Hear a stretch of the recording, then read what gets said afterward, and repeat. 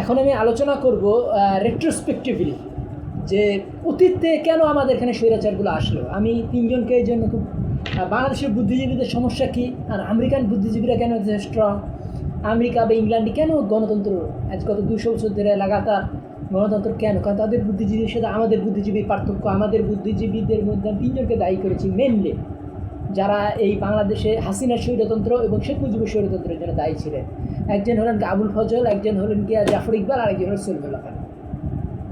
তাহলে এখন আমেরিকা যখন ট্রাম্প এই আবার ক্ষমতা করতে চাচ্ছিলেন, তখন কিন্তু ওই দেশের বুদ্ধিজীবীরা তাকে সমর্থন করেনি।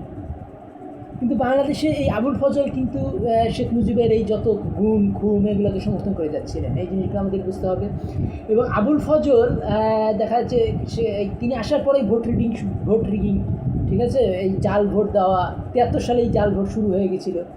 এবং এই জাসদের লোকদেরকে ডাইরেক্ট তিনি ক্রস ফায়ার দিচ্ছেন। তাহলে জাসদ তো পলিটিক্যাল অপোনেন্ট, তাদের তো ভয়েস রিস্ক দিতে হবে, তাদেরকে তো গুলি করলেই হবে না। তো এই জিনিসটা বুঝতে হবে যে কোথায় এখন সিরাজ শিকদার, এটা তো কোনো প্রধানমন্ত্রী বলতে পারে না। তাহলে তো তার মানে আস্ফালন হয়ে যায়। এটা তো পুলিশের, এটা চুপ থাকতে হবে যে পুলিশের তার দায় নিতে হবে, যে পুলিশের সে কেন তাকে তো বিচার করতে হবে। তাকে তো গুলি করে মারা যায় না, সেটা শিখতে যে অপরাধী করুক, তাকে পুলিশ কাস্টডিকে মারার পরে তো সংসদে যা বলা যায় না। কিন্তু তারপরেও দেখা যাচ্ছে যে মৃত্যুর মানে কিয়ামতের পরে তিনি মানে কিয়ামত মানে শেখ মুজিব মারা যাওয়ার পরে তিনি ইমান আনছেন। এই কী নাম কী বলে এই আমাদের এই আবুল ফজল। তারপরেও কিন্তু জিয়া তাকে শিক্ষা উপদেষ্টা বানাইছিলেন, শিক্ষামন্ত্রী বানাইছিলেন, এগুলো তার উচিত হয় না। একে ছুঁড়ে ফেলানো উচিত ছিল, তার 2 বছর জেল হওয়া উচিত ছিল এই আবুল ফজল। এবং আর আমাদের জাফর ইকবাল তো মানে এই কিয়ামতের পরেও বিচার শুরু হয়ে গেছে, তারপরও তিনি ইমান আনতেছে না। জাফর ইকবাল এখনও তার অপরাধগুলো স্বীকার করছেন না। কারণ এই তো এই গণতন্ত্র যেমন ধাপে ধাপে আসে, গণতন্ত্র কীভাবে ধাপে ধাপে আসে এটা জানতে গেলে আপনাদেরকে পড়তে হবে হিরো অ্যান্ড হিরোয়ারশিপ। হ্যাঁ, হিরো এবং হিরোয়ারশিপের প্রথম হিরো হলেন হযরত মুহাম্মদ সাল্লাল্লাহু আলাইহি ওয়াসাল্লাম। মানে আমি বলি যে দ্বিতীয় হিরো, আমি মানুষকে একটা সওয়াল করি, একটা প্রশ্ন করি, একটা ধাঁধা ধরি, যে মানুষকে জিজ্ঞেস করি যে পৃথিবী চেঞ্জ করা যে 11 জন হিরোর কথা কার্লাইল বলছেন, দ্বিতীয় হিরো হলেন গিয়া দ্বিতীয় হিরোকে এই দান্তে, তৃতীয় হিরো হলো শেক্সপিয়ার, কিন্তু প্রথম হিরোকে বলেন দেখে তারা বলতে পারে না। তখন আমি বলি যে হযরত মুহাম্মদ সাল্লাল্লাহু আলাইহি ওয়াসাল্লাম। তা হযরত মুহাম্মদ সাল্লাল্লাহু আলাইহি ওয়াসাল্লামকে বাঙালি বুঝতেই পারে না, কারণ সেই কলকাতার এই ব্রাহ্মণগুলো হযরত মুহাম্মদ সাল্লাল্লাহু আলাইহি ওয়াসাল্লাম সম্পর্কে, ইসলামী দর্শন সম্পর্কে এত স্ক্যান্ডালাস কথাবার্তাগুলো বলেছে যে, কিন্তু আপনি যদি হিরো অ্যান্ড হিরোশিপ পড়েন, আপনি রিয়েলাইজ করবেন যে এখানে 11 জন হিরোর জীবনী আছে। জন নক্স থেকে শুরু কইরা, মার্টিন লুথার থেকে শুরু কইরা, এই শেক্সপিয়ার থেকে শুরু কইরা, তারপরে এই নাম কি বলে রুশো থেকে শুরু কইরা, তারপরে এই যত ট্যালেন্টেড লোক আছে এদেরকে তিনি ঢুকাইছেন। তার কিন্তু আপনি রিয়েলাইজ করবেন গভীরভাবে, যদি আপনি 4-5 বছর চিন্তা করেন বইটা নিয়ে, তাহলে আপনি একসময় রিয়েলাইজ করবেন যে বাকি 10 জন হিরো হযরত মুহাম্মদ সাল্লাল্লাহু আলাইহি ওয়াসাল্লামের সমকক্ষ না। কারণ যখনই আপনি এই হিরো হিরোশিপ বইয়ের উৎপত্তি কিন্তু গেটে থেকে, গেটে কিন্তু নবীর দরজা এক, নবীর মর্যাদা এক, কবির মর্যাদা এক, দার্শনিকের মর্যাদা এক, এরকম বুঝাচ্ছেন। গেটেকে বলা হয় অর্গানাইজার অফ হিউম্যান নলেজের যে ধাপগুলো এটা সাজাইছে গেটে বলতেছেন যে কবি ফিলোসোফার থেকে অনেক ভালো। ফিলোসোফার যেটা পারে না কবি সেটা পারে। কবির হলো ম্যান অফ অ্যাকশান, আর ফিলোসোফার হলো কি ম্যান অফ থট, খালি ভাবে। যেমন আপনি যদি পড়েন, এই যে প্লেটো পড়েন, প্লেটো কিন্তু কোনো কাজকাম ভালোবাসতেন না। প্লেটো বা সক্রেটিস এরা বলতেন যে চিন্তা করলেই সব কিছু পাওয়া যায়, কিন্তু চিন্তা করে কি চাঁদে যাওয়া যায়? সেই জন্য তো মানে পর্যবেক্ষণ লাগে। পিসার হেলানো মিনার থেকে পালক আর গিনিকে ফেলে দিতে হয়, ঠিক আছে। টর্সিটো টাকর এই যে এইগুলা, তারপরে এই যে যারা ওই প্রথম যে এই নাম কি বলে ভ্যাকুয়াম পাম্পগুলো আবিষ্কার হইল সেই ইটালি আজও পাম্প সবচেয়ে 1 নম্বর কেন? জার্মানি আজও গাড়িতে 1 নম্বর কেন? কারণ ওই ফোর্থ গ্রেডের ইঞ্জিনগুলো, মানে এই যে কম্বাস্টন ইঞ্জিন 4 ধাপের, সেগুলো কিন্তু জার্মানিতে প্রথম আবিষ্কার হয়। আর এই নাম কি বলে এই পাম্প প্রথম ইটালিতে আবিষ্কার হয়। তো এই জিনিসগুলো আমাদের বুঝতে হবে যে কোনটা কোথায় আবিষ্কার হয়েছিল, তারপরে এই কোন দেশ এই জন্য কোন শিল্পে সুপ্রিমেসি অর্জন করে। যেমন আজও আপনি দেখবেন যে পৃথিবীর সব ছাপাখানা, ভালো ছাপাগুলো জার্মানি থেকে তৈরি, কারণ পৃথিবীর প্রথম ছাপাখানা তৈরি হয়েছিল এই গুটেনবার্গ। জার্মানি। তো এই জিনিসগুলো আমাদের বুঝতে হবে যে প্রতিটা জিনিসের ইতিহাস ঐতিহ্য জানলে পরে আমরা গণতন্ত্রের একটা ইতিহাস ঐতিহ্য আছে, সেটা জানতে গেলে হিরো অ্যান্ড হিরোশিপ পড়তে হবে। তো বাঙালি কোথাও আপনি দেখবেন যে হিরো অ্যান্ড হিরোশিপ বইটি কার্লাইল নিয়ে আলোচনা হচ্ছে, হয় না। তো এই জিনিসটা আমরা কার্লাইল নিয়ে আমার কিন্তু ওই ধাপে ধাপে কিন্তু কার্লাইল আছে। কাজে আমরা গণতন্ত্রের পক্ষে বলছি, আমরা চাচ্ছি যে আমেরিকার মতো বাংলাদেশের চেক অ্যান্ড ব্যালেন্স তৈরি হয়ে যায়। তাহলে আমেরিকায় কিন্তু কেউ বলে না পার্লামেন্টের সার্বভৌমত্ব। আমেরিকা বলে বিচার বিভাগ সর্বোচ্চ ক্ষমতাশীল, না এই কংগ্রেস বেশি সর্বোচ্চ ক্ষমতাশীল, না প্রেসিডেন্টের সর্বোচ্চ ক্ষমতাশীল, কেউ বলতে পারে না। তো আমরাও চাই কিন্তু এই ধরনের একটা চেক অ্যান্ড ব্যালেন্সের সরকার। তো এই জিনিসটা আমাদের, তাহলে আমাদের এই চেক অ্যান্ড ব্যালেন্সের সরকার বা গণতন্ত্রের দিকে যাইতে গেলে আমাদেরকে সর্বপ্রথম কী করতে হবে, সলিমুল্লাহ খান এবং সলিমুল্লাহ খানের ভুলগুলা, জাফর ইকবালের ভুলগুলা, জাফর ইকবাল যে আইজও তিনি ক্ষমা প্রার্থনা করতেছেন না, যে তিনি এই যেমন গণতন্ত্রের বিভিন্ন ধাপ আছে, স্বৈরতন্ত্রের কিন্তু ধাপ আছে। এই যে শেখ হাসিনা কিন্তু একদিনে কি এরকম গুম শুরু করেছে না, এইখানে কিন্তু আমাদের স্বৈরতন্ত্রের যার জন্য বিডিআর বিদ্রোহ ছিল একটা ধাপ, তারপর আরেকটা ধাপ ছিল আপনার তত্ত্বাবধায়ক বাতিল করা, তারপর আরেকটা ধাপ ছিল আপনার নাম কি বলে এই সিনহাকে বের করে দেওয়া। এইসব করতে করতে তো চরম এই যে 2000 লোককে গুলি করার সাহস সে পাইল কী করে, শেখ হাসিনার 1400 লোককে অন্ধ করে দেওয়ার সাহস শেখ হাসিনা পাইল কী করে, এই ধাপে ধাপে ধাপে ধাপে। আর এই ধাপগুলোতে কিন্তু সলিমুল্লাহ খান বা আমাদের বদরুদ্দিন ওমর বা আমাদের নাম কি সিরাজুল ইসলাম চৌধুরী বা আমাদের আবদুল্লা আবু সাইদ বা আমাদের আনিসুল হক বা আমাদের কেউই তখন বিরাট বিরাট কলাম লিখতে পারেনি। তখন কিন্তু এই যে জামাইঘোটার বুদ্ধিজীবী যাকে বলে আমি তো জামাইঘোটার বুদ্ধিজীবী বলতে চাই না, তার মধ্যে অনেক জ্ঞান গরিমা ছিল। এই নাম কি বলে ক্যারেট কলেজের ভালো বক্তা ছিলেন এই মির্জা ফখরুলের জামাই। তিনি তখন কি বলতেছিলেন যে আমাদের নিজেদেরকে বাঙালি না বলে হিন্দুস্তানি মুসলিম বলা উচিত। এখন যখন এই আজাদি আর এই নাম কি বলে ইসের পরে আক্রমণ করছে বিএনপির লোকেরা, আজাদি তারপরে ইনসাফ, ঠিক আছে, আজাদি, তখন আমাদের এই নাম কি বলে মির্জা ফখরুলের জামাই কোথায়? তার তো এখন সামনে আসা উচিত। ও কাজের বেলা কাজ ফুরালে পাখি। তখন তোমার নাম কি বলে স্বৈরাচারের বিরুদ্ধে জানার দরকার ছিল, এই জন্য তুমি খুব তখন এই ইসলামী তেহজিব, তখন তুমি এই নাম কিসের কথা বলেছো, এই নাম কি বলে এই হিন্দুস্তানি মুসলমান বলে নিজেকে পরিচয় দিতে চেয়েছো, তখন তুমি আমির খসরুর গান তুমি ইউটিউবে এসে বলেছো। এখন তুমি কোথায়? রেডিও। তো সেই জিনিসটা আমাদের বুঝতে হবে যে এই আমাদেরকে এই উত্তর ভারতের আমরা বিরাট সমুদ্রে অবগাহন করব, আমরা বাংলা কুয়ার মধ্যে থাকতে চাই না। তো সেই জিনিসটা আমরা আলোচনা করব যে সলিমুল্লাহ খানের ভুলগুলা, জাফর ইকবালের ভুলগুলো, আবুল ফজলের ভুলগুলো। যখন শেখ মুজিব আইসা বিভিন্ন রকম ইগুলো শুরু করলেন, তখন কী দেখলাম আমরা? তখন ভোট রিগিং শুরু হইলো, মানুষকে মারা ধরা শুরু হইলো, বিরোধী দলকে করা শুরু হইলো, নাম কি বিরোধী দলীয় প্রার্থীকে গুম করে দেওয়া হলো। তারপর দেখা যাচ্ছে ভোটের পর তিনি আবার ফেরত আসতেছেন। এই গুমের যে সিলসিলা, সেই সিলসিলা কিন্তু শুরু হয়েছিল শেখ মুজিবরা প্রথম দিকে 1 বছরের মধ্যেই। এবং শেখ মুজিব আসার প্রায় 1.5 মাসের মধ্যেই জহির রায়হান গুম হয়ে যায়। জহির রায়হানকে পাকিস্তানিরা পর্যন্ত স্মরণ করে তার উর্দু মুভির জন্য। জহির রায়হান এত ট্যালেন্টেড মানুষ ছিল। তো জহির রায়হান কিন্তু পরে আর পাওয়া যায়নি। তিনি সম্ভবত বলেছিলেন যে নাম কি বলে এই কলকাতায় কে কী করেছে সেগুলো আমরা বাইরে করবো, কারণ তার কাছে ক্যামেরা ছিল। এই জিনিসটা আমরা বুঝতে পারি যে তিনি হতাশ হয়ে গেছিলেন যে তার ভাইকে কেন বের করা হচ্ছে না, কিন্তু তার ভাইয়ের নাম দিয়া মিরপুরে নিয়ে যায় তাকে করে ফেলা হয়। তাকে যদি বিহারিরা মারতো তাহলে শেখ মুজিবের পুলিশ বাহিনী তাদের খুঁজে বের করতে পারতো না, তার লাশকে খুঁজে বের করতে পারতো না অ্যাটলিস্ট। এত বড় একজন বুদ্ধিজীবী, তখনকার লিডিং সবচেয়ে শহীদ কাছে বা ওইসব যারা এই বুদ্ধিজীবী দশে শহীদ বুদ্ধিজীবী হত্যায় যারা মারা গিয়েছেন তাদের বাদ দিয়ে বেঁচে থাকা বুদ্ধিজীবী শীর্ষ বুদ্ধিজীবী ছিলেন জহির রায়হান। সেই জহির রায়হান যখন গুম হয়ে গেল, তার লাশ পর্যন্ত পাওয়া গেল না, তখন ওই গোটা এই বিহারি এলাকা ঘিরা তাই বাইর করা যেত না যে তার লাশটা কোথায় গুম করা হয়েছে। বিহারিটা যদি মারতো, তুমি মেরেছো ঠিক আছে, কিন্তু তুমি বলে দাও কোথায় তুমি লাশটা পুঁতেছো, কিন্তু সেটার ব্যাপারে কোনো ইনভেস্টিগেশন হয়নি। কারণ কি? শেখ মুজিব নিজেই জড়িত ছিল ওই বুদ্ধিজীবী হত্যায়। তাহলে এই জিনিসগুলো বাকি বুদ্ধিজীবীরা কী করছিলেন? বাকি বুদ্ধিজীবীদের মধ্যে এই জেলে গিয়েছিলেন, আল মাহমুদ জেলে গিয়েছিলেন। গণশক্তি পত্রিকা না কি যেন একটা পত্রিকায় তিনি ওই সময় ছিলেন, তার পত্রিকা সব ব্যান্ড করে দেওয়া হলো। এই যে তখনকার সময় কিন্তু এই গোটা ব্যাপারেই শেখ মুজিবকে সহযোগিতা করেছে এই আবুল ফজল, সেই চট্টগ্রামের লোক, সেই আর্ধেকের লোক, যাদের বাংলায় হয় না, যাদের আউ মাউ চাও রাক্ষসের ভাষা মনে হয়। আপনার পাশে বসে যদি মানে কোনো ষড়যন্ত্র করে এই চিটাগাঙের লোক, আপনি একবারও বুঝতে পারবেন না যে কী বলতেছে।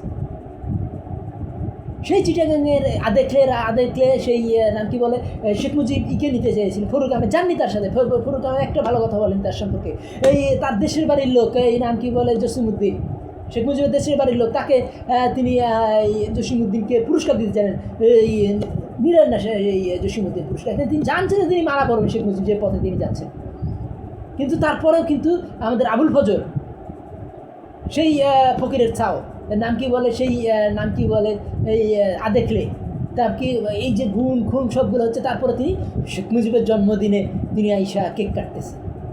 শেখ মুজিবের জন্মদিনে তিনি যাচ্ছেন আবুল ফজল। কেন যাচ্ছেন তিনি আবুল ফজল? এবং সেই আবুল ফজলের কিন্তু তিনি যদি শাস্তি বিধান করতেন, 1 মাস হলেও তাকে জেলে রাখতেন জিয়া, তাইলে কিন্তু চট্টগ্রামে যে তাকে মৃত্যুর বড় করতে হতো না জিয়াউর রহমান।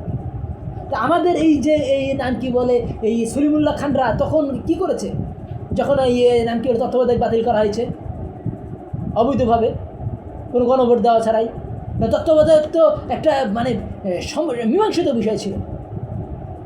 তখন একটা পত্রিকায় কলাম লিখেছে তত্ত্বাবধায়ক বাতিলের বিরুদ্ধে, এই আমাদের সলিমুল্লাহ খান, আমাদের বদরুদ্দিন ওমর, আমাদের এই নাম কি বলে আবদুল্লাহ আবু সাইদ, আমাদের আনিসুল হক, আমাদের এই নাম কি বলে সিরাজুল ইসলাম চৌধুরী। কারণ কি? কারণ হলো কি, এগুলো সবগুলো কুয়ার মধ্যে বসবাস করছে। তারা লেনিনকে মনে করছে খুব বিরাট আন্দোলনের মুক্তিরই, তারা তো গ্রিককে মনে করতেছে, গ্রিক তো শিশু এটা বুঝতেছে, এরা তারা জার্মান সমিতি ঢুকেই নেয়। তাহলে আমি যে আগের 3-4টে ভিডিও আপনারা দেখেন, আমি সব জার্মান দর্শনকে ধারাবাহিকভাবে আলোচনা করছি কনসিস্টেন্টলি, এবং আমি তো দেখালাম যে হেগেল কী জন্য শ্রেষ্ঠ আর রুশো কেন খারাপ। রুশোর কোনো ধারাবাহিকতা নাই, এনার্কি কোনো ধারাবাহিকতা লাগে না। এনার্কি যেখানে চেন খুলে জিপার খুলে প্রস্রাব করে, আমাদের স্কুলে একটা ছেলে করেছে কি, আমাদের স্কুল বাসের এই জানলা খুলে প্রস্রাব করে দিয়েছে, তারপরে তাকে টিসি দিয়ে দেওয়া হলো। তো স্কুল বাসের তুমি জানলা খুলে প্রস্রাব যদি করো, তুমি তো নিচে নেই চিপায় যে তোমার যদি খুবই প্রস্রাব বাথরুম পাইতেছে না, তুমি তো একটু আপডাল নিবা। তুমি স্কুল বাসের জানলা খুলে তুমি প্রস্রাব করতে পারো না, তুমি তো জানোয়ার না। তাহলে এই যে বাঙালি স্বাধীনতা, এটা তো জন্তু জানোয়ারের স্বাধীনতা, রুশো স্বাধীনতা জন্তু জানোয়ারের স্বাধীনতা, এখানে ফট করে যে রাষ্ট্রীয় প্রধানকে গুলি করার স্বাধীনতা। পাকিস্তান একটা ডিসিপ্লিনের দেশ, পাকিস্তানে আজ পর্যন্ত কোনো সৈন্য যে গুলি করেছে? ভারত একটা জানোয়ার রাষ্ট্র বলেই তো ভারতে এই ইন্দিরা গান্ধীকে ফট করে তাদের সৈন্যরাই গুলি করেছে, আর ইন্দিরা গান্ধী তার থেকে বড় জানোয়ার। তিনি ভারতের মতো একটা সিভিলাইজড, যেখানে আল্লামা ইকবাল সবচেয়ে প্রধান কবি, যেখানে মির্জা গালিব সবচেয়ে প্রধান কবি ভারতে। বাংলাদেশে তো মির্জা গালিব আমরা পড়ি না, আমরা তো আল্লামা ইকবাল পড়ি না, আমরা পড়ি জানোয়ার রবীন্দ্রনাথ, জানোয়ার বঙ্কিম, যে জানোয়ার বঙ্কিম এই নাম কি বলে জেফারসন ডেভিসকে সমর্থন করছিলেন এই লিঙ্কনের বিরুদ্ধে। লিঙ্কন কী করছিলেন? লিঙ্কন মানুষকে গরু ছাগলের মতো যারা বিক্রি করছে, মাকে রেখে ছেলেকে বিক্রি করছে, ছেলেকে বাড়িকে মাকে বিক্রি করে দিচ্ছে, তাদের বিরুদ্ধে লিঙ্কন যুদ্ধ ঘোষণা করেছিলেন। আর বঙ্কিম কী বলছে যে উত্তরের সাদারা দক্ষিণে কালোদেরকে ভাই বলেনি, তাই উত্তরের সাদারা দক্ষিণে সাদাদের আক্রমণ করেছে, তাই করেছে। কী ধরনের মিথ্যা কথা বলে এই যে এই বর্ণবাদী বঙ্কিম? কী ধরনের বঙ্কিমের লেখা থেকে নেওয়া এইকে নিয়ে তারা আঘাত ছিল যে জিল্লা তার প্রতিবাদ করেছে, জিল্লা যে আলোকায়ন করেছেন, এই বন্দে মাতরমে যে এই আনন্দমঠ, কী ধরনের মিথ্যা কথা ওগুলো প্রচলিত আছে যে ব্রিটিশের দিনে তো আমরা স্বীকার করে নেব আর মুসলমানদের বিরুদ্ধে লড়বো। মুসলমানরা গোটা পৃথিবীর সত্যকে যেখানে গেছে প্রচার করে বেড়েছে, আর মিথ্যা ব্রিটিশ মুসলমান জায়েন্টদের কাছে ব্রিটিশ দৈত্যরা, ব্রিটিশ বামনরা উঠা, ব্রিটিশ পিগমিরা উঠা মিথ্যা দর্শন গোটা পৃথিবীতে ছড়িয়ে দিয়েছে। তো সেই হার্টের কথা, সেই ইয়াকিনের সিলসিলা, সেই বিশ্বাসের সিলসিলা কে আবার প্রচার করলো? সেটা তো আবার এই জার্মানরা, কান্ট, গেটে, হেগেল, সেগুলোই তো আমরা প্রচার করছি। যেখানে মাথা উঁচু করে তুমি করো, তুমি মাথা নিচু করো না। ইসলাম কী শিখে, গণতন্ত্র কী শিখায়? মাথা উঁচু করা। সেই মাথা উঁচু করার কথাগুলোই তো নাম কি বলে এই আপনি হিরো অ্যান্ড হিরোশিপ। তো আপনি যদি হিরো অ্যান্ড হিরোশিপে 11 জন হিরোকে পড়েন, দেখবেন যে বাকি 10 জন হিরো আল্লাহ রসুল যে কাজগুলো করেছেন সেগুলো সমান হবে না। কারণ আপনি যদি এই নাম কি বলে গেটে করে থাকেন, এই কার্লাইলকে পড়তে গেলে কার্লাইলের গুরু গেটে করেন, এই জন্য কার্লাইল কী কারণে ইনকনসিস্টেন্ট, কী কারণে তিনি অসত্য, সেই জিনিসটা বুঝেন। তিনি সত্যের কাছাকাছি তো, সেখানে তো শেক্সপিয়ারের একটা বিরাট অবদান আছে। আজ পর্যন্ত ইংল্যান্ডে কিন্তু গণতন্ত্র কখনো রহিত হয় না। ইংল্যান্ডের গণতন্ত্র সে কখনো রহিত হয় না গত 200 বছরে শেক্সপিয়ারের কারণে। কারণ শেক্সপিয়ার বলেছেন যে তুমি গোটা দুনিয়া দখল করে ফেলাও, তুমি নিজের দেশে যদি গণতন্ত্র করো, গণতন্ত্র ধ্বংস করো, তোমাকে যে মারবে সে হলো শ্রেষ্ঠ নয়। তাইলে আমাদেরকে গণতন্ত্রের পথে যাইতে হবে। আমাদের এইখানে এই অমুকের এই যে তারক রহমান, এই জিনিসটা খুব ভালো লাগলো যে আপনারা স্লোগান বন্ধ করেন। তিনি যে তারা অভিনয়টা বুঝতে পারছেন না, বোকাগুলা, যে তিনি বলছেন স্লোগান ভুলে, আসলে কিন্তু সিংহল ভুলে যাচ্ছেন। তিনি বুঝাচ্ছেন আমি এই তোমাদের স্লোগান ভালো লাগতেছে না, তোমরা আমার জয়গান করো না, তোমরা বাংলাদেশে জয়গান করো। এই জিনিসটা আমাদের বুঝতে হবে যে আমাদের বুদ্ধিজীবীদের যে সমস্যাগুলো, আমাদের বুদ্ধিজীবীরা entirely in the pocket of French Rousseau. আমাদের এই নাম কি বলে, এই আমাদের যদি জনতন্ত্রের একজন যদি কিছু বুঝে থাকেন সেটা আব্দুর রাজ্জাক, কিন্তু বাকি সবাই হলো একটা রুশোর পকেটে আছে। সর্দার ফজলুল করিম থেকে শুরু করে থেকে শুরু করে নাম কি বলে হুমায়ুন আজাদ থেকে শুরু করে, এবং এই আহমেদ শরীফ বলতেছে আমাদের দুইজন জ্ঞানীকে আমরা পেয়েছি, কিন্তু একজন খুব অহংকারী, একজন বিনয়ী, একজন সর্দার ফজলুল করিম আর একজন হলো হুমায়ুন আজাদ। হুমায়ুন আজাদ আর সর্দার ফজলুল করিম চাইনা না জ্ঞান ছিল? এটা তো প্রথম শ্রেণীর মূর্খ হুমায়ুন আজাদ আর সর্দার ফজলুল করিম। তাহলে জ্ঞান কোনগুলো? জ্ঞান হলো শেক্সপিয়ার, জ্ঞান হলো কান। জ্ঞান আমরা বাতিকে জ্ঞান বলতে পারি না, গাতি ফটসকে নিভে যায়, ফটসকে ফট হয়ে যায়, কিন্তু সূর্যকে কে নিভাইতে পারে? ভার্চুয়ালি এটা ইনফিনিটি।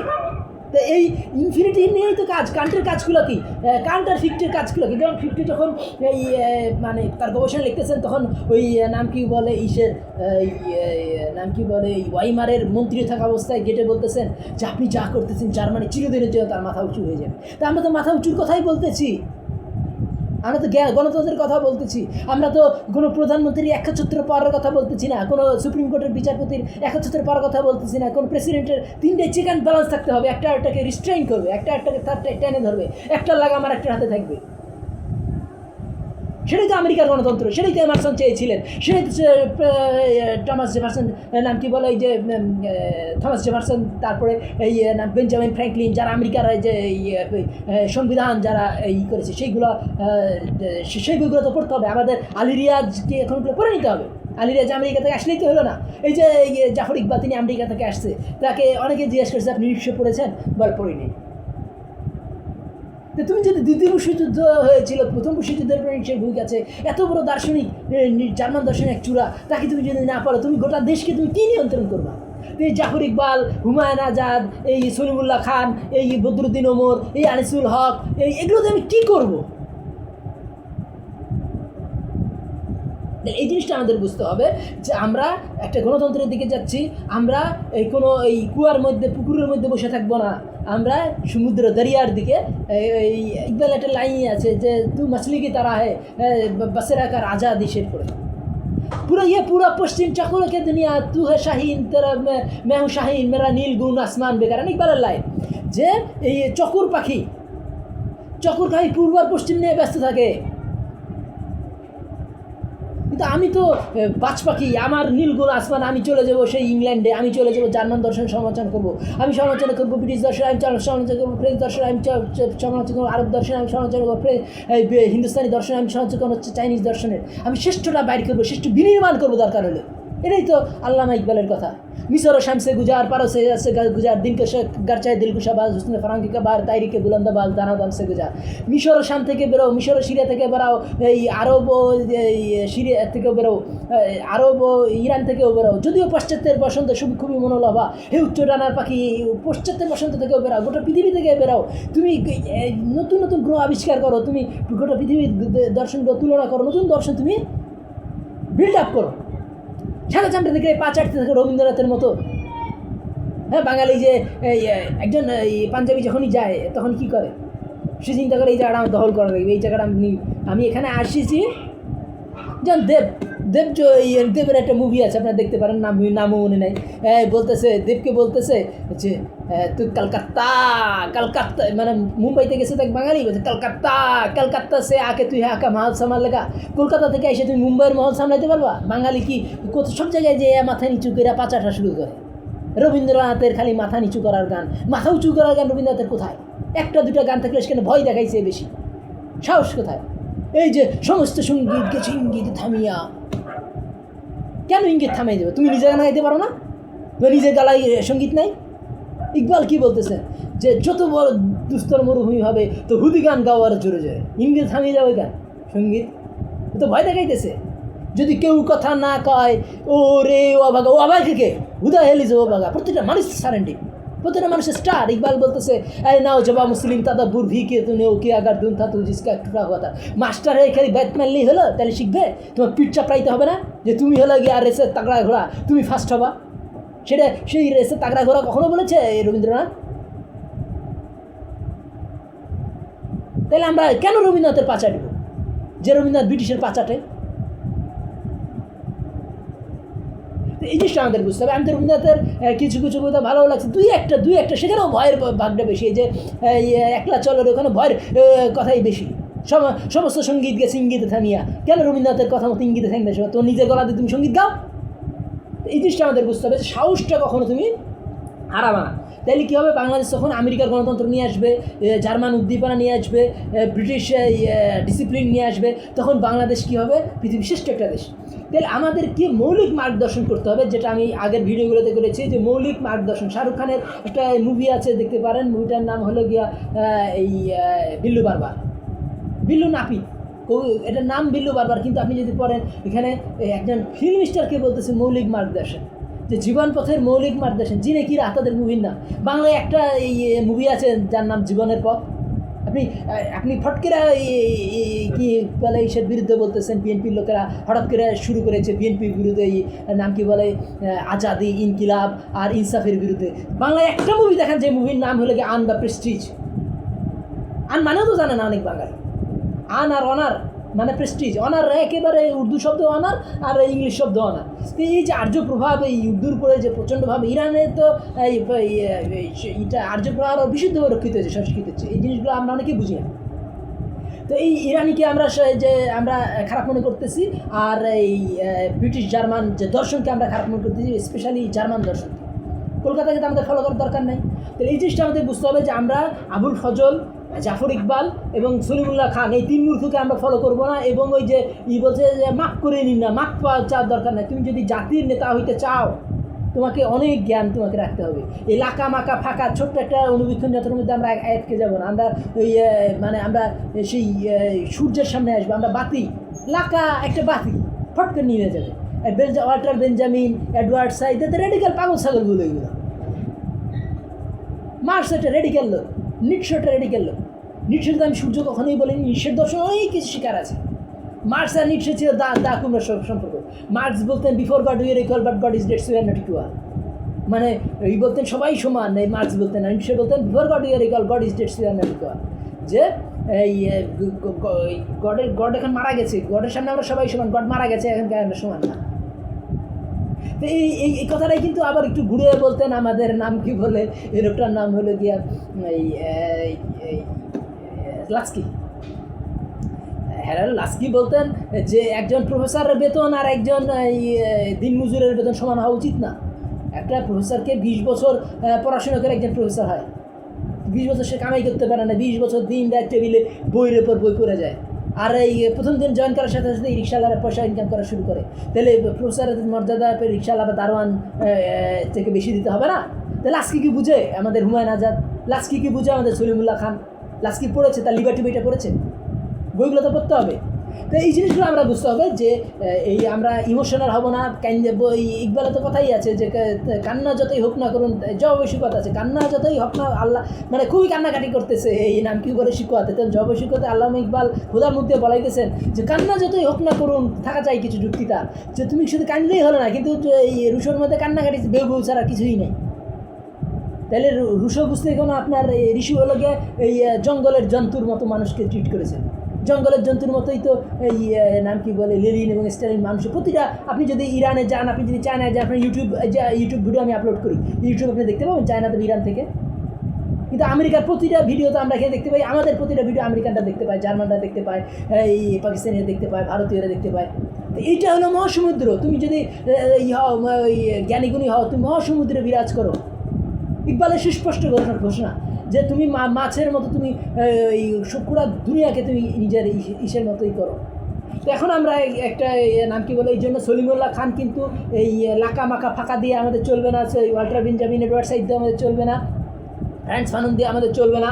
আমাদের কী করতে হবে, এই নাম কি বলে, এই ইসের মতোই আল্লামা ইকবাল যে ঘোষণা করেছিলেন, যে তার কবিতাতে কী বলেছিলেন, যে বাচ্চা কি দুয়াতে কী বলছেন, একটা বাচ্চা থেকেই তার বিশ্বজনীন দৃষ্টি তৈরি করতেছে। দূর দুনিয়াকে আন্ধেরা, বাচ্চা কি দুয়া পড়েন ইকবালের, যে দূর দুনিয়াকে আন্ধেরা হয়ে যায়, হার জায়গা মেরি চমকনে সুজালা হয়ে যায়, যে দুনিয়ার অন্ধকার দূর হয়ে যাক আমার আলোতে, এবং সব জায়গায় আলো হয়ে যায়। তাহলে কি তুমি কি জিন্দিগি হো মেরে শাম্মা কি সুরাত, আমার মোমবাতি, কিন্তু আসলে তিনি তো সুরাজকে তার দিকে ইন্ডিকেট করছেন।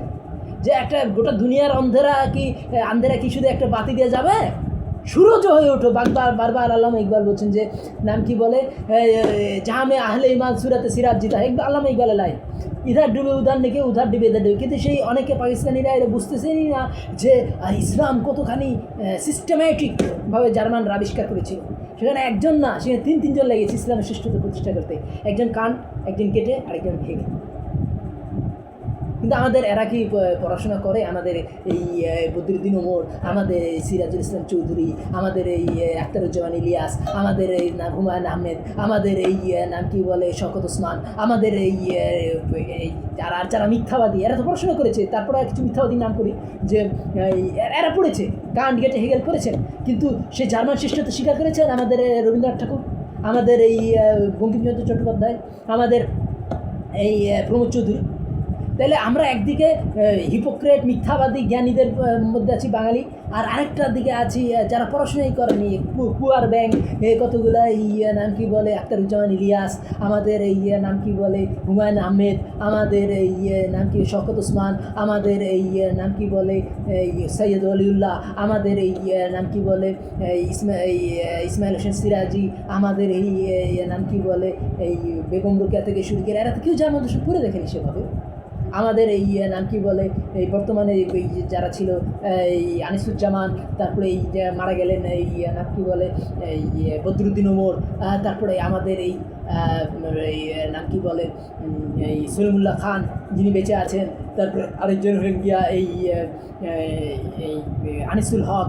তাহলে এইভাবে তো হবে না। এইভাবে তো আমাদের গণতন্ত্র বজায় রাখতে হলে খুলে হাওয়া মে শ্বাস লেনা পারেগা, খোলা হাওয়া নিঃশ্বাস নিতে হবে। আমাদেরকে জার্মান দর্শন পড়তে হবে, ব্রিটিশ দর্শন পড়তে হবে, ফ্রেঞ্চ দর্শন পড়তে হবে, তিনগুলোর তুলনা করতে হবে। জার্মান দর্শন কেন ব্রিটিশ দর্শনের থেকে শ্রেষ্ঠ, যারা এই ফ্রেঞ্চ দর্শনের শ্রেষ্ঠ সেটা বুঝতে হবে, ইসলামের হৃদয়টা বুঝতে হবে, ব্রিটিশ টেকনিক্যালিটি বুঝতে হবে, ইসলামের সূর্য বুঝতে হবে, ব্রিটিশ প্রদীপ বুঝতে হবে। এই জিনিসগুলো আমরা যখন বুঝতে পারবো তখন আমরা সলিমুল্লাহ খানকে মাথায় তুলব না, আমরা তখন জাফর ইকবালকে মাথায় তুলব না। জাফর ইকবাল কী করেছে? কতগুলো কপি করে বই বাংলায় অনুবাদ করে তিনি আবার দেখেন আপনার এর সাথে কিন্তু প্রচণ্ড মিল আছে সলিমুল্লাহ খান এই ইসের সাথে। এই নাম কি বলে বাঙালি যে কোনায় যে চুপায় যে লুকায় থাকতে চায়, এই জাফর ইকবালের সাথে ইসের কিন্তু প্রচণ্ড মিল আছে।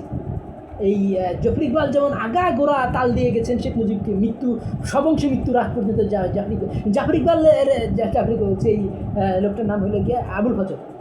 আর আবুল ফজল আর এই জাফর ইকবাল কিন্তু শেষ পর্যন্ত তাল দিয়ে গেছে হাসিনাকে।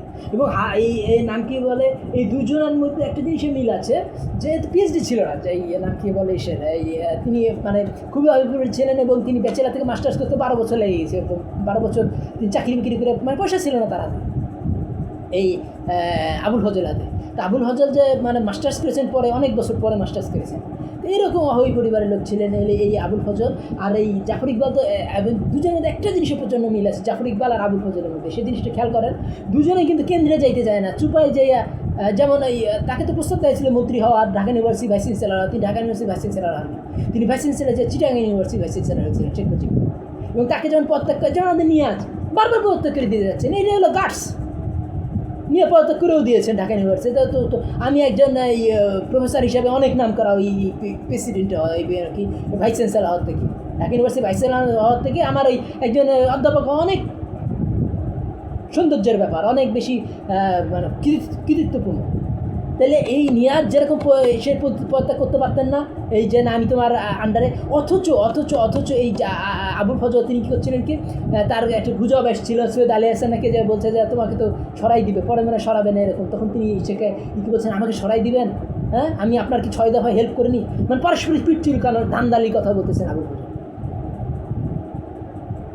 তাহলে এই আবুল ফজল আর এই জাফর ইকবাল দুজনের একটা জিনিস কম আছে, তারা ঢাকা ইউনিভার্সিটির ভাইস চ্যান্সেলার হতে চাননি, ঢাকা ইউনিভার্সিটি পড়াইতেও চাননি। তারা এই আবুল ফজল ছিলেন একটা কলেজের টিচার, তিনি ঢাকা ইউনিভার্সিটির টিচারও ছিলেন না। পরে তিনি চিটাগাং ইউনিভার্সিটির ভাইস চ্যান্সেলার হয়ে বসেন, এবং সেই পদটা একেবারে রাখার জন্য সে অনেক তোষামদি করতেছিলেন। তার নিজের ছেলেকে, আবুল ফজল নিজের ছেলেকে একটা ডিলারশিপ নেওয়ার জন্য বন্দোবস্ত করছিলেন। আবুল ফজলের মতো একজন বিরাট সাহিত্যিক, তার মানে কি এরা হলো প্রচণ্ড মূর্খ। এই নিজের ছেলের একটা ডিলারশিপের জন্য সে শেখ মুজিবকে তিনি অনুরোধ করছিলেন। তো এই শেখ মুজিবকে যখন গুঞ্জন শোনা যে শেখ মুজিব তাকে ছড়াই দিবে, তখনও তিনি ছাড়তে চাননি এই নাম কি বলে আবুল ফজল, এই চিটাগাং ইউনিভার্সিটির ভাইস চ্যান্সেলর পর।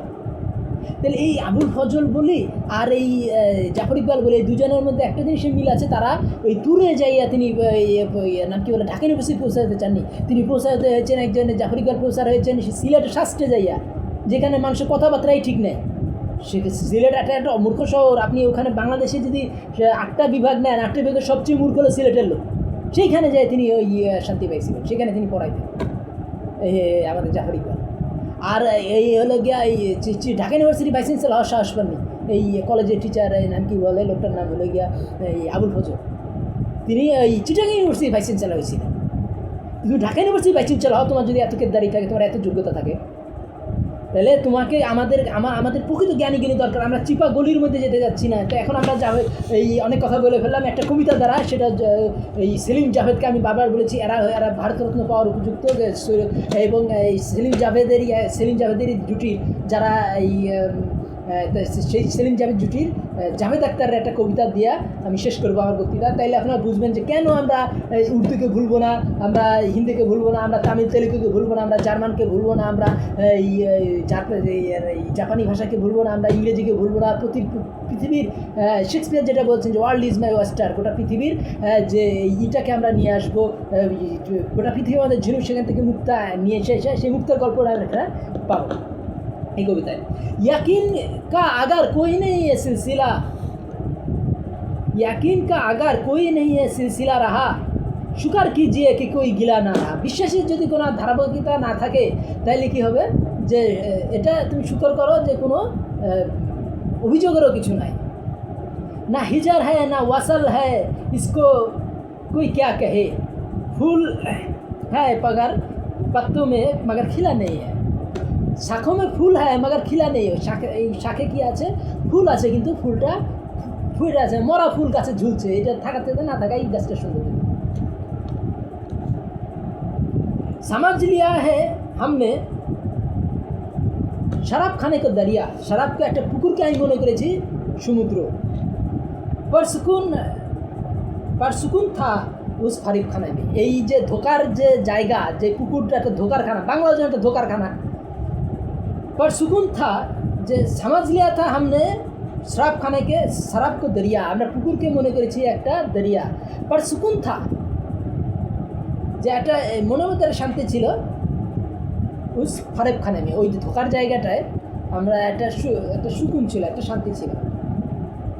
ঝুঁকা আগার দারাক নে তো আন্ধিও নে কাহা, যখন একটা গাছ হয়ে গেল, তখন ঝড় বলতেছে, ঝুঁকে গেল, তখন ঝড় তাকে বলতেছে যে ঝুঁকা আগার দারাক নে তো ইনে কাহা, যে আন্ধিও নে, ঝড়ে তখন এই গাছকে বলতেছে বহুত ফরক নেই ঝুঁকনে মে আর গিরনে মে, যে খুব বেশি পার্থক্য না ঝুঁকে যাওয়া এবং পড়ে যাওয়ার মধ্যে, তাহলে তুমি পড়ো না, পড়ে যাও না, এটাই কবিতাটার উদ্দেশ্য। তারপরে তিনি বলতেছে যে জাভেদ আখতার যে गलत बात को खामोशी से सुन लेना, যে আমাদের এতদিন বললাম যে যারা ভুল কথাগুলো, ভুল ডিরেকশনগুলোকে, এই নাম কি বলে, এই সিনহাকে যখন লাথি দিয়ে বের করলো শেখ হাসিনা, তারপরে এই যখন নাম কি বলে, তখন কিন্তু আমাদের বুদ্ধিজীবীদের বিবেক কাঁপে ওঠে। বিবেক আছে কি বাংলাদেশের বুদ্ধিজীবীদের, সেই প্রশ্নটা আগে করতে হবে। গালাত বাত, এই যে যখন তত্ত্বাবধায়ক সরকার বাতিল হলো, তখন কোথায় গেছিল বুদ্ধিজীবীদের বিবেক? গালাত বাতों को खामोशी से सुनना और हम ही बार लेना बहुत फ़ायदा है इसे, ভুল কথাকে চুপচাপ শুনে নেওয়া এবং ঠিক ঠিক বলা, এটা তো অনেক উপকার। মাগার আচ্ছা नहीं लगता, ভুল এইভাবে জীবন জগৎকে ভালো লাগে না। दुश्मन का सर किसी का भी हो सर, कदमों में सर अच्छा नहीं लगता। दुश्मन भी हमें गैरतमंद चाहता हूँ, दुश्मन भी मैं गैरतमंद चाहता हूँ, शत्रु আমি আত্মসম্মান সহ মতো চাই। তারপর কি বলতেছেন যে किसी का भी हो सर, তো सर पे নাম কি বলে, किसी का भी हो सर कदमों में सर अच्छा नहीं लगता, পায়ের পরে মাথা কারো ভালো লাগে না। আমি শত্রুও চাই আত্মসম্মানপূর্ণ, কারো মাথা হোক, সে মাথাটা পায়ে আমার ভালো লাগে না। এই জিনিসটা যে তারপরে কী বলতেছেন, খাজানে তুমকো মিল গায়ে, তো তখন বলতেছেন যে সিলসিলা यकीन का अगर कोई सिलसिला ना रहा शुक्र कीजिए कि कोई गिला ना रहा, যদি বিশ্বাসের কোনো ধারাবাহিকতা না থাকলো আর যদি কি আর তাহলে শুকর করা যে কোনো অভিযোগও থাকলো না। তারপর কি হলো যে हिजर है ना असल है अभी इसको क्या कहे फूल छत पर है मगर खिला ना रहा, যে গাছের উপরে ফুল আছে কিন্তু এটা ফুটে নাই। খাজানে তুমনে পাই তো আর भी गरीब हो गए, খাজানে তুমি পাইলা কিন্তু তুমি আরো গরিব হয়ে গেলা। अभी कोई আসমান में चमकता हुआ मोती ना रहा, তাই আসমানে চমকতে হওয়া মতি কি সূর্যটা হলো আকাশে মতির মতো ঝলঝল করে। তাহলে কি হলো যে তুমি যখন রত্নের ভান্ডার পেলে তুমি আরও গরিব হয়ে গেলা। এখানে স্বাধীনতাকে মনে করছে এবং বাংলাদেশই মনে করছে। জাফরিক বলতো না, জাভেদ আখতার বলতেছেন যে খাজানে তুমনে পায় তো আর भी गरीब हो गए, তুমি বাংলাদেশ যখন স্বাধীন হইলো তখন দেখা যাচ্ছে যে দুর্ভিক্ষ লেগে গেলো বাংলাদেশে, তা বাংলাদেশে তো গরিব হয়ে গেল। 24 বছর বাংলাদেশ পাকিস্তানের আন্ডার ছিল, পশ্চিম পাকিস্তানের ছিল, পূর্ব পাকিস্তান, তখন দুর্ভিক্ষ হয় নাই। বাংলাদেশ স্বাধীনতা তখন তো এই 1974 দুর্ভিক্ষ শুরু হয়ে গেল, প্রতিটা লবণের কেজি হয়ে গেল 80 টাকা। তো বলতেছে খাজানে তুমনে পায়ে और भी गरीब हो गए आसमान में अभी कोई चमकता मोती ना रहा, আকাশে আর কোনো চমকতা মানে কি ইয়াকিন কাজ জায়গার সিলসিলা না রাহা। এই যে বিশ্বাস আমরা কী করলাম, আমরা আগে পাকিস্তান আমলে আমরা লাহোরকে শ্রেষ্ঠ মনে করতাম, ঠিক আছে, আমরা তখন কিছু হলো মাথা উঁচু করে বাঁচতে শিখেছিলাম। কিন্তু যখন আমরা রবীন্দ্রনাথকে পাঁচাটাকে ব্রিটিশের পাঁচাটাকে আমরা মনে করলাম যে কেদ্দারি, বঙ্কিমে মিথ্যা কথাকে মনে করলাম আমরা সত্য, যখন আমরা কলকাতাকে আবার যে যেমন আপনি সিদ্দিক সালেকের এটা পড়েন, সিদ্দিক সালেকের এখানে আছে যে পাকিস্তান স্বাধীন মানে বাংলাদেশ স্বাধীন হয়েছে আমার আফসোস নাই, কিন্তু তারা জায়গায় লাহোরকে ফলো করতেন যে কলকাতাকে ফলো করছে, জঘন্য একটা শহর কলকাতাকে লাহোর যে কী পরিমাণ ঘৃণা করে আপনি হিন্দি মুভি দেখলেই বুঝতে পারবেন। হিন্দি মুভি দুইটা আদর্শ আছে, একটা কলকাতা আর একটা লাহোর। আয়ে হে দূর সে লাহোর বলে আপনি দেখবেন, আয়ে দূর সে মিলনে হুজুর সে কহ দে যে কহ দে দিন है कि রাত है। লাহোরকে যে হিন্দি মুভিতে কতখানি সম্মান করা হয়, কলকাতাকে যে কতখানি পছানো হয়, এইটা আপনি হিন্দি মুভি দেখলে বুঝবেন। তো এখানে কি মুম্বাইতে একটা বিশ্বজনীন কম্পিটিশন আছে, বাঙালি তো লাহোরকে ঘৃণা করে আর কলকাতাকে মনে করে ওরে বাবা কি না কি হইতেছে। কিন্তু কলকাতা হলো গোটা ভারতের একটা নিগৃহীত শহর, খুনাখুনির শহর, যেখানে নেতৃত্বের নাই, দাসত্বের শহর। আর নেতারিসের শহর হিন্দুস্তানে কোনটাকে বলা হয়, দক্ষিণ ভারতে কোনটা বলা, লাহোরকে। দক্ষিণ ভারতের মুভি দেখবেন যে ডাইরেক্ট বলে দেয় যে তুই জেসে না পাক চিজ পাকিস্তান কি সার পাকে কেসে পয়দা হয়ে গেছে, পাকিস্তানি পবিত্র মুভিতে তোর তো নাপাক জিনিস কী করে তৈরি হলো। দক্ষিণ ভারত প্রতি মুহূর্তে তারা আল্লামা ইকবালকে ফলো করে। দক্ষিণ ভারত এমনি কি উত্তর ভারত কারণ উত্তর ভারতের পাকিস্তানের সাথে যুদ্ধ আছে, ইকবালকে সরাসরি ফলো করতে তাদের একটু কষ্ট হয়, কিন্তু দক্ষিণ ভারত তো ইকবালকে সরাসরি ফলো করে। ইকবাল যে কালো মানুষের প্রশংসা করেছেন, বিলালের প্রশংসা করেছেন, বিলালের প্রশংসা 3-3টা কবিতা আছে ইকবালে, পড়ে দেখতে পারেন। তো এগুলোই তো তাদের মাথার মণি দক্ষিণ ভারতে, এগুলো তো জানতে হবে। তো কাজেই আমাদের সারা ওই যে আমরা বললাম না, কলকাতা আমাদের সবসময় জার্মানদের বিরুদ্ধে এই বদনাম শিখিয়েছে, দক্ষিণ ভারতের বিরুদ্ধে বদনাম শিখিয়েছে। একটা বদনামের শহরে শনিবারের চিঠি, গালাগালি। আপনি এই যদি রবীন্দ্রনাথের সাথে এই যে গালাগালিগুলো হয়েছিল রবীন্দ্রনাথের সাথে এই জিএল রায়ের বা এই কি নোংরা যে এখানে মারামারি পর্যন্ত হয়ে গেছিলো, যে সত্যেন্দ্র দত্ত একজন নাম করা, তিনি একে যে ম্যাট দিয়েছিলেন, লিটারি ম্যাট দিয়েছিলেন, নাম কি বলে জিএল রায়কে। এই নোংরা লোকগুলোকে আমরা মনে করতেছি যে নাম কি বলে রাজান কোসাম জাতুর, আবার আপনার ডাকাতকে তুমি বলছো পথ প্রদর্শক, তাহলে কী হবে, ওর চিপাই নিয়ে যে তোমার ডাকাতিগুলো সব নিয়ে যাবে। They are not the guide of Bangladeshis. বাংলাদেশের গাইড কে? বাংলাদেশের গাইড নজরুল, বাংলাদেশের গাইড আল্লামা ইকবাল, বাংলাদেশের গাইড হলে গিয়া বেগম রোকেয়া। কিন্তু এই মূর্খগুলো যাদের কোনো জ্ঞানই নাই, যেগুলো হলে গিয়ে আবুল ফজল, সলিমুল্লাহ খান, এই নাম কি বলে সিরাজ ইসলাম চৌধুরী বা এই বদরুদ্দিন ওমর, এদের পড়াশোনা কতটুকু? এই জিনিসগুলো তাহলে আমরা কী করবো কি দুশ্মন বি হাম খুদ্দার চাই, আমরা চাই যে কলকাতাও নিজের পায়ে দাঁড়াক, তারা জার্মান দর্শন পড়ুক। আমরা তো বাঙালি পড়তেছি, বাংলাদেশি বাঙালি তারা এই আমরা ইকবাল পড়তেছি, নাম কি বলে এই হাফিজ জালান্ধারি পড়তেছি, তারপরে এই জিগার ফাক, তারপরে এই শখ, তারপরে এই যে নাম কি বলে যত নাম কি বলে উর্দু কবি ওদের তো আমরা পড়তেছি, আলতাফ হোসেন আলী পড়তেছি, হ্যাঁ, কিন্তু সেই জায়গায় তোমরাও কিছু জ্ঞান অর্জন করো। তোমরা এই পশ্চিম বাংলা এখন ভিক্ষা করে খাইতেছে, কারণ তাদের এই পার ক্যাপিটা বাংলাদেশে কম হয়ে গেছে। কারণ কি বা ঢাকা কলকাতা 1.5 কোটি বা মুভি বানাইতে পারে না। বাংলাদেশের স্বাধীন রাষ্ট্র, অনেক রকম বাংলাদেশ ইনকাম আছে, আর পশ্চিম বাংলা তো ডাইরেক্ট কম্পিটিশন উইথ তামিলস, পারতেছে না তারা। আর তারা বর্ণবাদী হয়ে তারা মানুষকে ছোটো করে রেখে দিচ্ছে, শূদ্র মুসলমানদেরকে, পশ্চিমবাংলা মুসলমানদেরকে ছোটো করে রেখে দিচ্ছে, এই মুসলমানদের সম্পদ নাম গিয়েছে এলে গিয়া, অথচ মুসলমানরা হলো পৃথিবীর শ্রেষ্ঠ জাত। তাহলে এই জিনিসগুলো তখন আমরা বুঝতে পারবো, তখন কী হবে, আমরা গেটের সুপারম্যান মুসলমানদেরকে বুঝতে পারবো। বাঙালি মুসলমান তখন 200 কোটি বাজেটের মুভি করবে। আমার কথাগুলি ভালো লাগলে আমার চ্যানেল সাবস্ক্রাইব করুন, এবং আমরা নতুন জামানার যারা আসতেছে, সম্রাট বা সলিমুল্লাহ খান তো না, এই যে নাম কী বলে, এই লোকটার নাম হলো গিয়া পিনাকি ভট্টাচার্য, তারপরে এই নাম কী বলে সম্রাট, তারপরে আরও যারা বাঙালি মুসলমান যারা ইউটিউব ভিডিও বানাচ্ছে, হ্যাঁ, তাদের ভিডিওগুলো দেখুন এবং গণতন্ত্রের দিকে নিয়ে যান। আমার কথাগুলো আমার চ্যানেল সাবস্ক্রাইব করুন এবং লাইক করতে ধন্যবাদ।